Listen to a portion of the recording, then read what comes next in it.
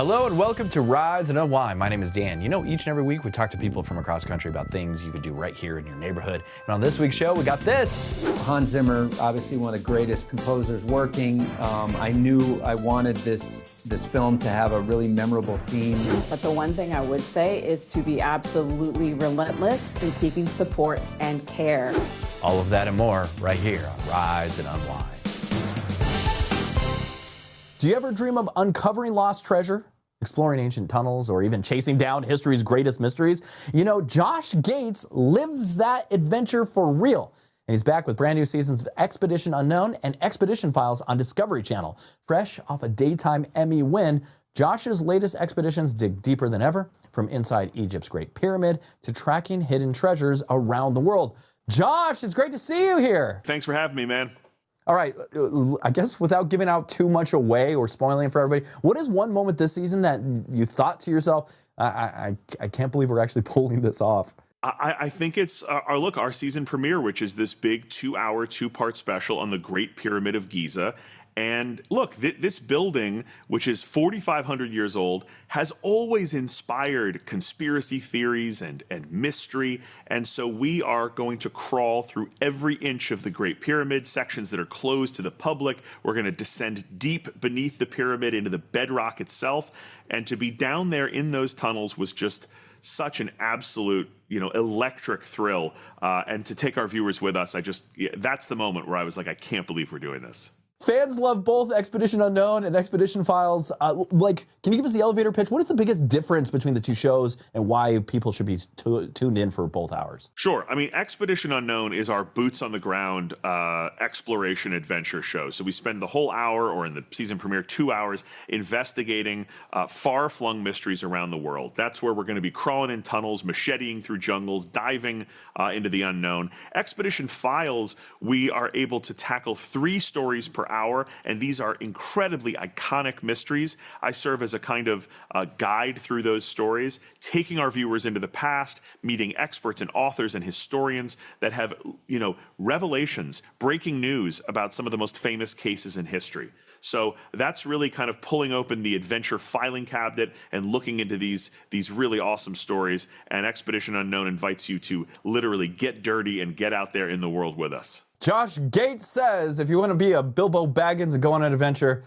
pull a Nike and just do it. See, like I put 2. Just do it. Yeah, there you go. Josh Gates, I want to thank you for joining me today. If you are into real-world mysteries, big swings, and a host who actually gets dirt under his nails, watch Josh Gates on Discovery. New episodes of Expedition Unknown and Expedition Files on Wednesday nights. Check your local listings and stream full episodes at discovery.com.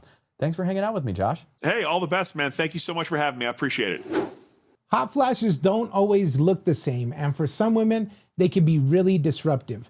Menopause symptoms can affect work, sleep, and overall quality of life. Today, we're joined by Dr. Diana Bitner, Chief Medical Officer of True Women's Health, and Wendy Lee Curtis, who's sharing her experience with us. Thank you both for being here.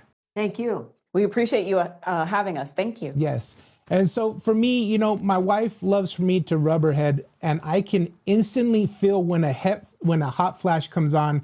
It's like just a piece of her head just gets super warm, and it's crazy. So Wendy, what was your experience been dealing with moderate to severe hot flashes due to menopause? I resemble that remark. Every woman's experience with menopause and hot flashes are different. I suffer with moderate to severe flashes that can come on suddenly. So my hot flashes can come anytime, any place. And when they're severe, they absolutely impact my time at home, at work, when I'm on camera, just flop sweat coming down, or even when I'm hanging with my friends. So yes, you and your wife and I have something in common. Dr. Bitner, how do women know when their hot flashes may be more than just mild symptoms?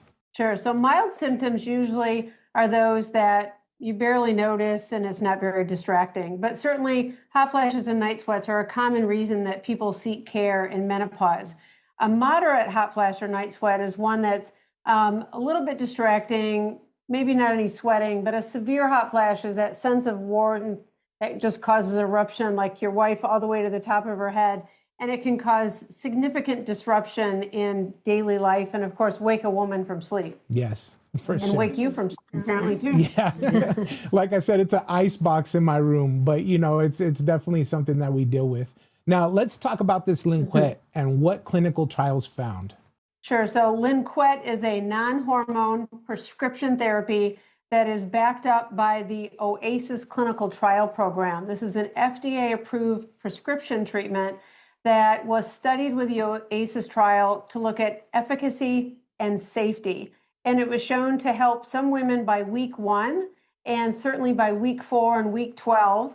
These women who were taking active drug versus placebo, it showed a significant reduction in the severity and the frequency of the hot flashes and night sweats. So let's talk about the safety. What can you tell us about Linquet when it comes to that? Sure. So important to talk about the safety. We know for sure women who are pregnant should not take Linquet. And we know that it can cause nervous system side effects, such as a woman who has a history of seizures. It could increase the risk of her having a seizure, and it can cause headaches. Also, it can cause an increase in liver lab values, as well as more common side effects, like I said, headache, fatigue, and nausea. So it's certainly important that people go to the website at linquet.com and check out the prescribing information for more information. Thank you for all of that information. Now, Wendy, what advice would you give someone who may be feeling frustrated or overwhelmed by all of these symptoms? So I'm not on Linquet, but the one thing I would say is to be absolutely relentless in seeking support and care. Please do not be afraid to meet with your healthcare provider and describe your symptoms and discuss options for care. It may take some time to figure out exactly what works and what works well, but don't be discouraged. Keep talking, keep asking for help so that you can get that relief, because you absolutely deserve it. Great. And for the people watching right now that want to find out more, where can viewers go for that information? Viewers definitely could go to linquet.com. That's LYNKUET.com. And certainly I encourage people to talk to their healthcare provider and see if it's right for them. Well, ladies, thank you so much. I'm glad that we could educate and also connect in the way that we did today. Thank you for being on the show. Appreciate it. Same. Thank you for having us. If you or someone you love is dealing with diabetes, it can feel overwhelming to keep up with the latest guidance. That's why these national care standards matter so much. Today, we're joined by Dr. Rita Kalani, Chief Scientific and Medical Officer at the American Diabetes Association. Welcome, Dr. Kalani. How are you today? I'm great. Thank you for having me. So, what are the standards of care and why should people pay attention to them? The American Diabetes Association Standards of Care is the gold standard for management of diabetes. This is a document that's published every year by the American Diabetes Association in mid-December, and now it's over 300 pages long, and it includes a series of recommendations based on the latest scientific advancements and research in regards to best practices for how people with diabetes should be managed, both from a healthcare provider standpoint and what information people with diabetes need to know in order to optimally manage their diabetes at home. And why are these guidelines so important when it comes to managing diabetes? We know that diabetes affects so many people, both in the United States and around the world. Currently, 1 in 2 Americans lives with diabetes or prediabetes. That's about 136 million people living with diabetes or prediabetes. Prediabetes is a condition where blood sugar levels are higher than normal, but not high enough yet to be called diabetes. These individuals are at greatest risk if they don't get the appropriate recommendations, often changes to their diet, exercise, and weight loss, without which they will likely develop diabetes in the next few years. And so it's important to be aware of what information we have out there and what knowledge is out there in order to reduce the burden of both prediabetes and diabetes. And what's new in this year's recommendations? There are so many updates to this year's standards of care. I'll just touch upon a few. In the area of diabetes technology, we have seen a growth in the number of technological devices available for people with diabetes to manage and facilitate their day-to-day management. Continuous glucose monitors have new guidance in this year's standards of care regarding their use both at diagnosis in people with diabetes and their use throughout a lifetime of living with diabetes. This is based on scientific research and evidence published recently showing their benefits in specific individuals when they use these devices and the benefits they can have on their long-term health. There's also new guidance on the use of medications for diabetes that not only lower blood sugar, but also reduce the risk of developing complications such as heart disease, kidney disease, and a new area where we're learning a lot more about liver disease. There's new guidance on the eating patterns in diabetes that have been found to have the greatest benefit on health, and also new guidance on screening for type 1 diabetes. These are just a few of the recommendations that have been updated this year. And what do you hope people understand or feel more confident about after hearing these updates? Grounded in science, the ADA standards of care represents the best knowledge we have to date regarding best practices for the treatment of diabetes. We hope people will take this away as a tool that they can learn more from and also have conversations with their healthcare providers regarding how this information can benefit them and be used to ensure that they live a long, healthy life with diabetes. And if someone wants to learn more or has any questions, where can they go for more information? For more information about the ADA standards of care, you can visit the American Diabetes Association's website at diabetes.org. You can also find a free 60-second risk test at that website. If you're interested in finding out if you have diabetes, that's diabetes.org/risk test. We have been in this business as the ADA for 85 years with a focus on improving the lives of all people with diabetes. We encourage you to join us in this fight and find out more at those websites. Thank you for being here today, Dr. Kalani. Thank you. Have you ever watched a true crime show and wondered, where's the line between justice and entertainment? There's a new documentary called Predators that takes a hard look at Dateline's To Catch a Predator and the world that grew around it. Emmy and Peabody award-winning director David Ozit is pulling back the curtain on the show's legacy and what it says about us as viewers. David, I want to thank you for being here, my friend. How are you? Good. Thanks for having me. Okay, for people who only remember To Catch a Predator as a big TV moment, how do you describe what Predators is really about? My film is really unpacking the legacy of this show, which was this segment on Dateline NBC in the 2000s that would set up a hidden camera in a sting house where men who were having online chats of a sexual nature with decoys who were pretending to be minors would then show up to a house, meet the decoys, then meet a journalist named Chris Hansen. He'd then interview them, being filmed by hidden cameras, tell them that they were being filmed on a TV show, that they were free to go, but then they'd be arrested by law enforcement. This happened hundreds of times. The show was a sensation. And we really weren't very critical about what was happening when this was airing because we'd never seen anything like it before. This existed on the internet back when everyone was fluent in the internet, but before social media. So we really were just exploring this new phenomenon as far as we were concerned. At the time of just, wow, the internet's a scary place. And we found a way to enjoy this news program. Now, I think that what happened then is that we created a template for a modern true crime, which is that you have journalism and law enforcement working together to create some type of entertainment. And that's really one of the legacies of To Catch a Predator. So when you started digging into the story, what surprised you most about how the show actually worked behind the scenes? I think when I started to really understand one particular element of the show, it sort of stood out to me, which is that these men were already able to be charged with a crime before they ever showed up to the sting house.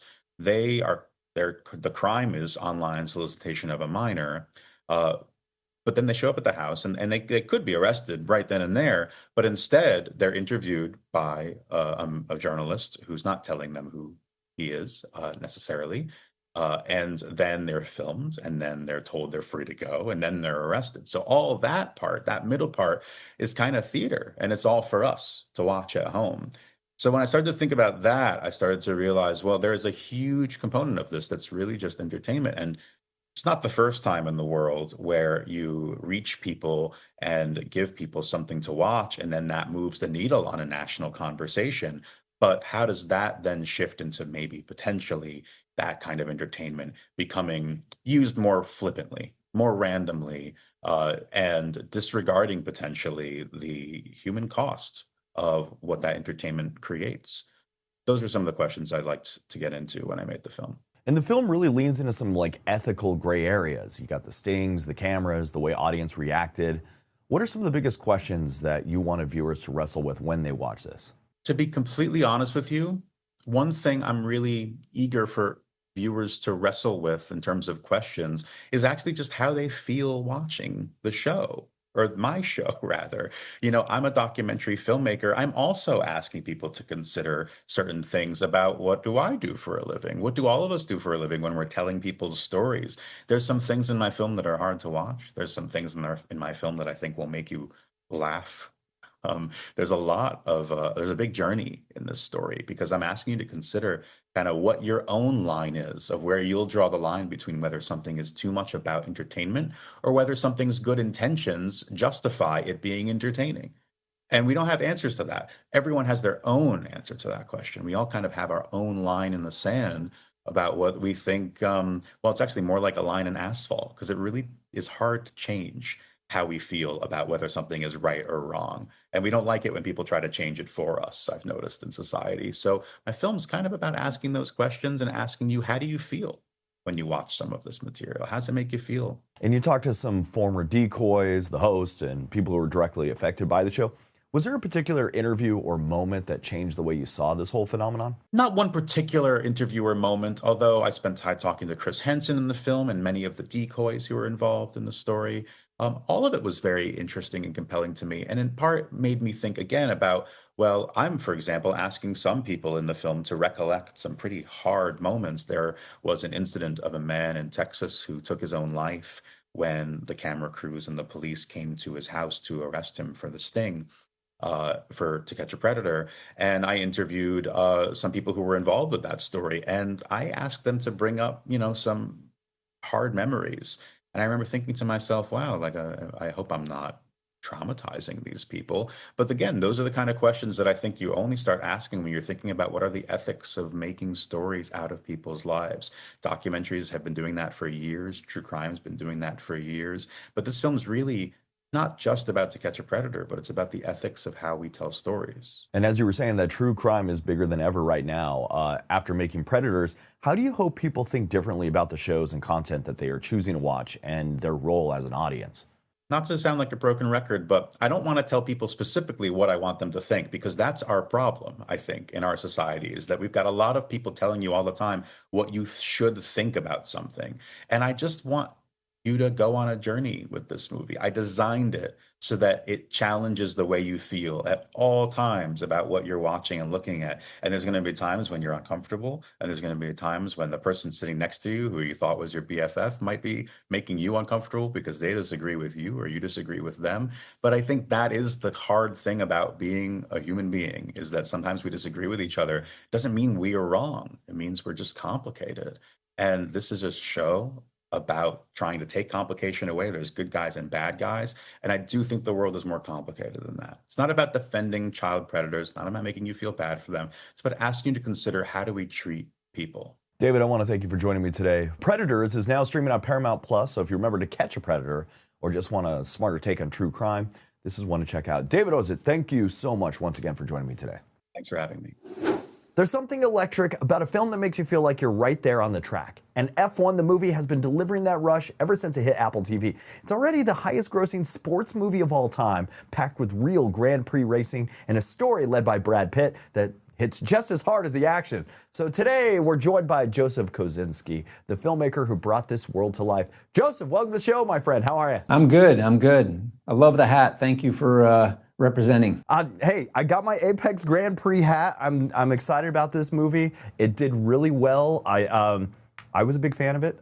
For anyone catching up at home, how do you describe the F1 movie and the experience you wanted viewers to feel at the moment those engines pretty much start? Well, Brad Pitt plays Sonny Hayes, a driver that was supposed to be kind of a young phenom in the 1990s. He has this horrific accident that derails his career.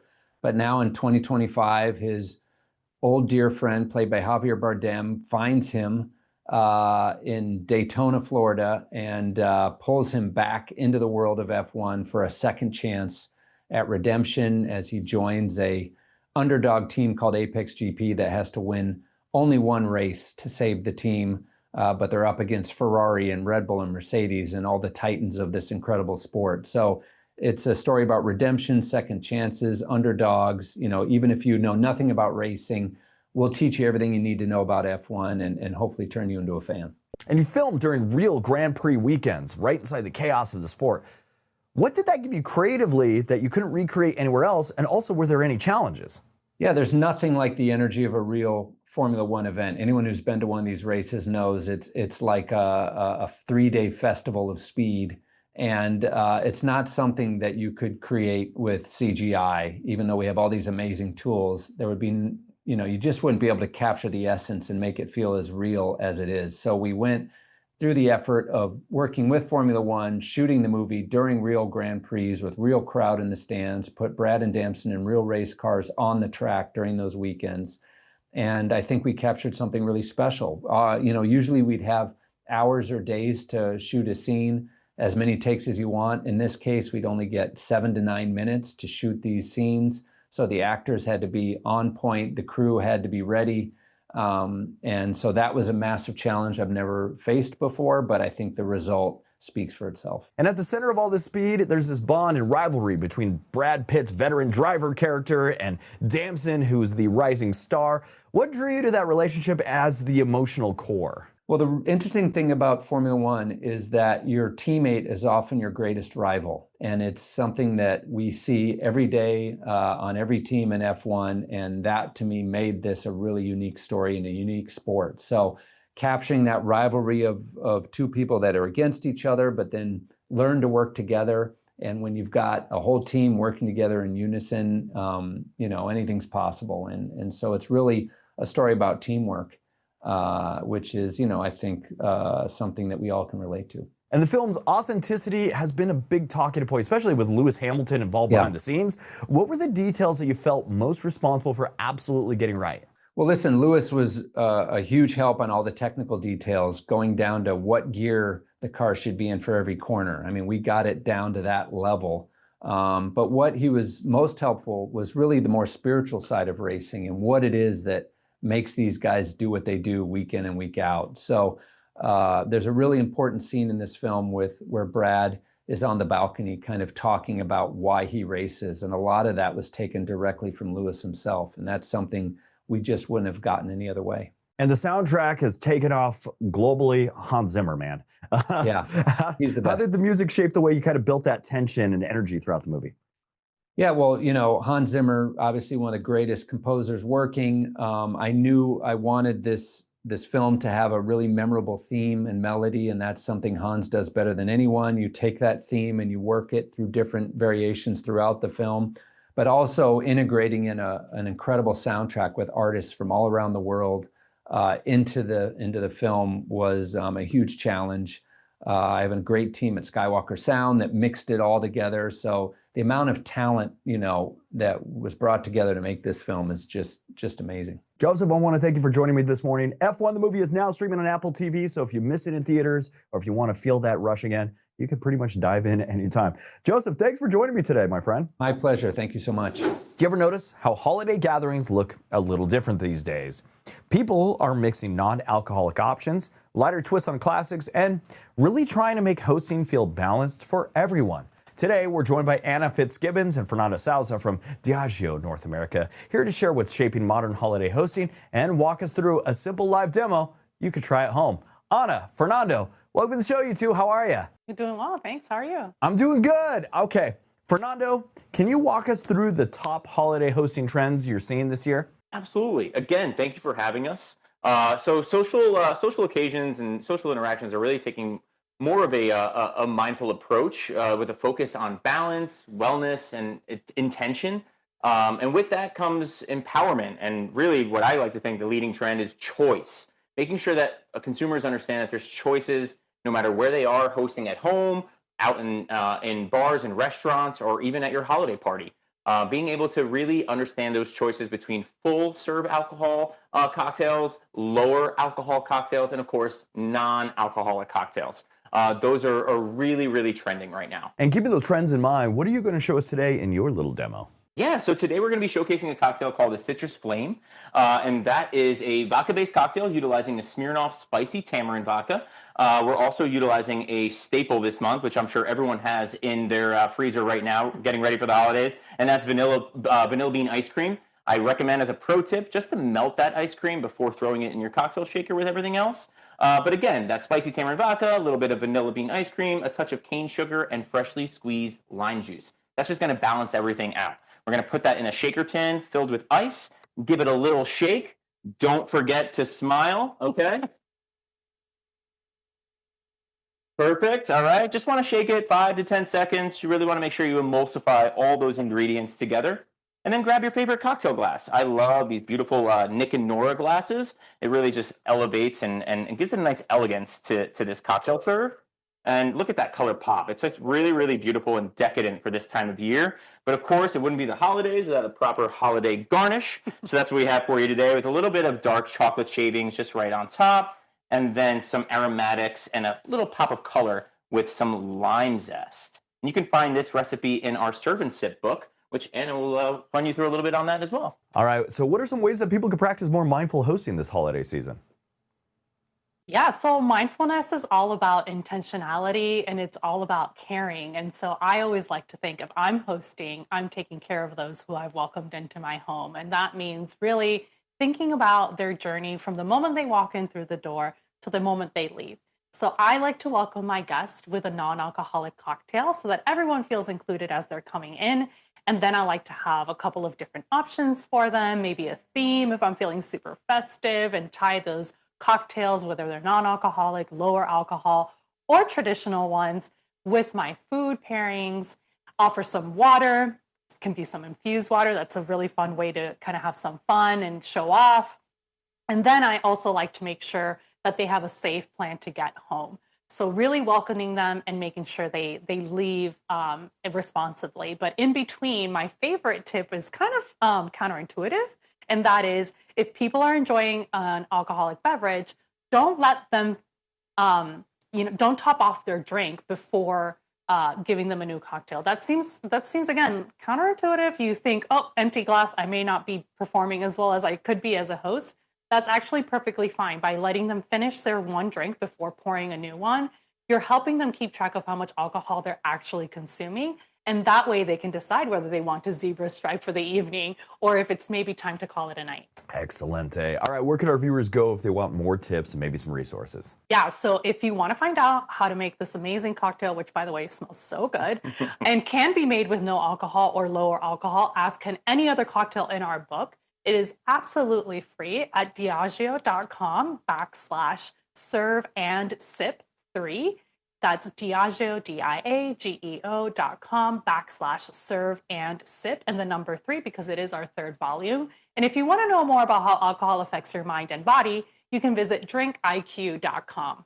Hey, I want to thank you two for joining me this morning. Thank you. Thank you. Hey, I want to thank you for tuning in to Rise Unwind. If you want to be on the show, just go to our website, riseunwindtv.com, fill out the form, send it on in. Maybe you could be on a future episode. We have social media. We have a Facebook. We have Instagram. Plus, you can follow our YouTube channel. All of the above is at Rise Unwind. And until next week, that was Rise Unwind.